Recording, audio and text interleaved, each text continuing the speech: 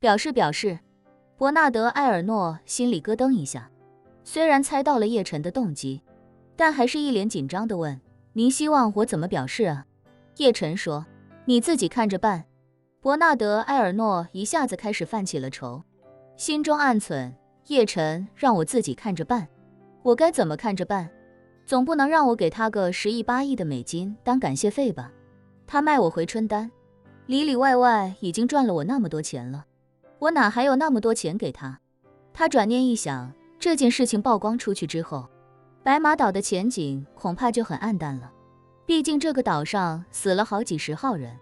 哪个客人来之前心里不会掂量掂量？于是他狠下决心，暗中咬咬牙，对叶晨说道：“叶先生，白马岛是我们集团投资了7亿美金，耗费好几年时间才建成的，刚刚投入使用，并没有很久。既然您和您的家人都喜欢来马尔代夫度假，那我干脆就把这座岛送给您了，作为我一点小小的心意。”说完，他怕叶晨觉得不够，赶紧又加码道：“您放心，这座岛屿我跟马尔代夫签订的是99年租约，99年的租金我会为你一次付清，再投资1亿美金给白马岛作为未来的维修升级基金，以确保您和您的家人随时随地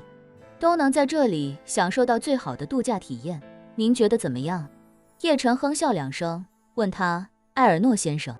你是真大方啊，一座死了好几十个人，马上就要在全世界因为恐怖袭击而出名的岛，你把它送给我，这算是废物再利用了吧？”伯纳德·埃尔诺一下就尴尬起来。叶晨说的一针见血，别看这座岛一共投资了7亿美金，但是这7亿美金里面绝大多数都是带不走的，比如当时填海造陆，把岛屿的面积扩大，这些钱一分都拿不走。还有这座岛屿上所有的硬件设施，虽然花了很多钱，但是要想回收的话，那真的是没有办法回收价值，因为那些硬件如果从马尔代夫拆走再回收，这商业逻辑几乎与花100美元成本造1美元假币一样荒唐。所以只要白马岛今天发生的事情传出去，白马岛就几乎失去了经济价值，就算是大降价来换取那些不介意这些事情的游客登岛，收益能力也会大打折扣。所以这几乎就跟一件废弃物没什么两样了。把这东西送给叶晨，看起来是挺值钱的，但架不住叶晨聪明，一眼就能看透其中水分。于是伯纳德·埃尔诺一咬牙，赶紧说：“对了，叶先生，马尔代夫还有一座7星级岛屿，是迪拜财团的 JD 岛，要不我个人把那座岛屿买下来送给您吧。迪拜财团的 JD 岛最近刚好在寻求出售，它在马尔代夫能排在前3，价值也在5亿美金以上。只是最近2年国际高端旅游市场有些萎靡，JD 岛的营收能力有所下降，迪拜财团才打算把这座岛卖掉抽身出去。市场萧条的时候，大部分人都想退出，有能力又有意愿接下 JD 岛的人并不多。伯纳德·埃尔诺可以说是唯一一个，他之前已经跟迪拜财团简单沟通过，迪拜财团的心理价位大概是在6亿美金左右，而他觉得大概5亿美金就能拿得下来。既然叶晨看穿了自己偷鸡的小心思，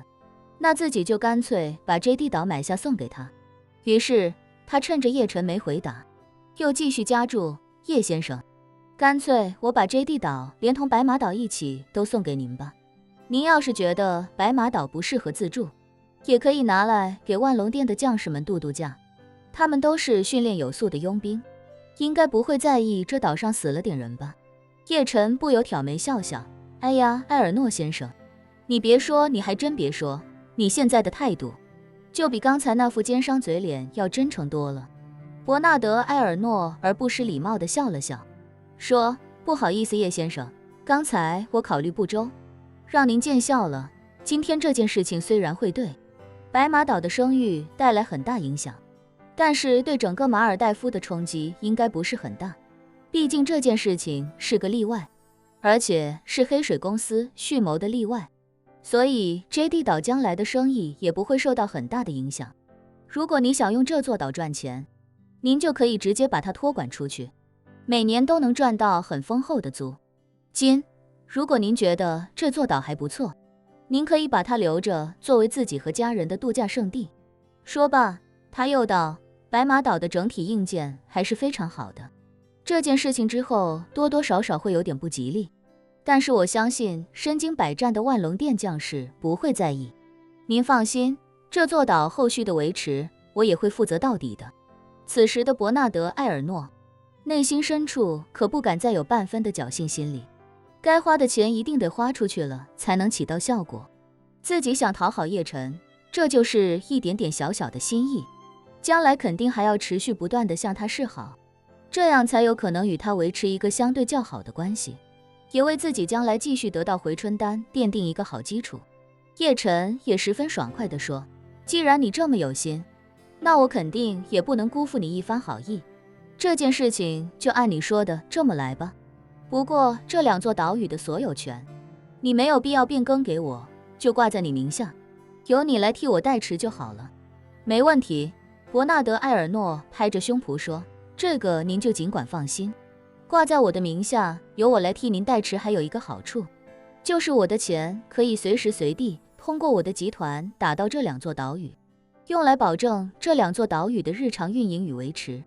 叶晨点点头，这件事情你办好了告诉我就可以。伯纳德·埃尔诺连声道，没问题，交给我了。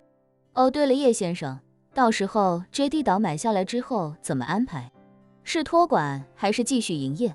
叶晨摆摆手，直接停业吧，把岛上的工作人员全部遣散，